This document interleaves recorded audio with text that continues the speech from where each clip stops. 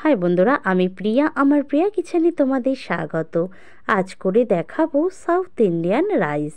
চলো এটা তৈরি করার জন্য সবার প্রথমে এখানে আমি কিছু সবজি কেটে রেখেছি, যার মধ্যে রয়েছে গাজর, পেঁয়াজ, ক্যাপসিকাম, 4-5টার মতো রসুন কুচি আর ঝালের জন্য কাঁচা লঙ্কা কুচি।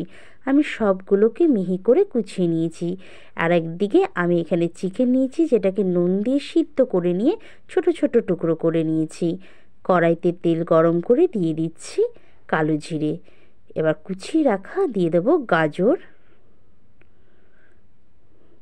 পেঁয়াজ, রসুন কুচি আর কাঁচা লঙ্কা কুচিটা। আমি ক্যাপসিকামটা আগেই দেব না, কেন এই পেঁয়াজ বা গাজরটা হতে একটু সময় লাগে, কিন্তু ক্যাপসিকামটা যদি এখনই দিয়ে দিতাম গলে গেলে কিন্তু ক্যাপসিকাম একদমই ভালো লাগবে না। সেই কারণে আমি এটা পরে দেব।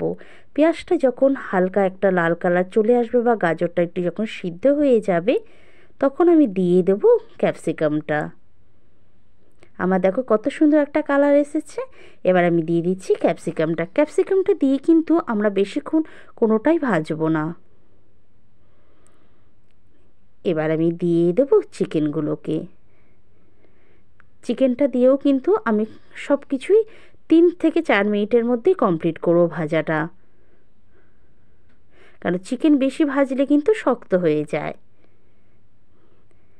আমার দেখো হালকা একটা লাল কালার চলে এসেছে। এবার একটুখানি একটা ডিম দিয়ে দিচ্ছি। এখানে তোমরা চিকেনের পরিবর্তে শুধু ডিম দিয়েও করতে পারো, কোনো অসুবিধা নেই। ডিমটাকে আমি ভুজিয়ার মতন করে নিচ্ছি এবং সবজিটার সাথে ভালো করে মিশিয়ে নেব। আমার ভালো করে সব মেশানো হয়ে গেছে। দিয়ে দিলাম স্বাদ অনুযায়ী নুন, সামান্য একটুখানি হলুদ, হলুদটা একদমই কিন্তু কম দেবে। আর দিয়ে দিলাম একটু মিষ্টি, টেস্টের ব্যালেন্স আনার জন্য। সবগুলো ভালো করে মিশিয়ে নেব। ভালো করে মেশানো হয়ে গেলে এবার আমি দিয়ে দেবো ভাত। আমরা যেরকম নর্মাল চালের ভাত খাই, আমি সেই চালই ব্যবহার করেছি। এগুলো তোমরা যদি মনে করো দেহরাদুন রাইসও ইউজ করতে পারো, কোনো অসুবিধা নেই। আমি ভাতটা দিয়ে ভালো করে মিশিয়ে নিচ্ছি। একবারে আমি মেশাবো না, অল্প অল্প করে দেবো আর মেশাবো। এই রেসিপিটা না এত সুন্দর, শুধুভাবেই খাওয়া হয়ে যায়, কোনো কিছু সবজির প্রয়োজনই হয় না। সবগুলো ভালো করে মিশিয়ে 3 থেকে 4 মিনিট বারবার একটু নাড়াচাড়া দেব। দেখবে কতটা সুন্দর হয়েছে আর কতটা ঝুরু ঝুরু হয়ে গেছে, তোমরা বুঝতেই পারছো। একটা কথা বলো, ভাতটা যেন বেশি গলে না যায়, একটু যেন শক্ত থাকে, তাহলে ঝুরো ভাবটা ভালো আসবে।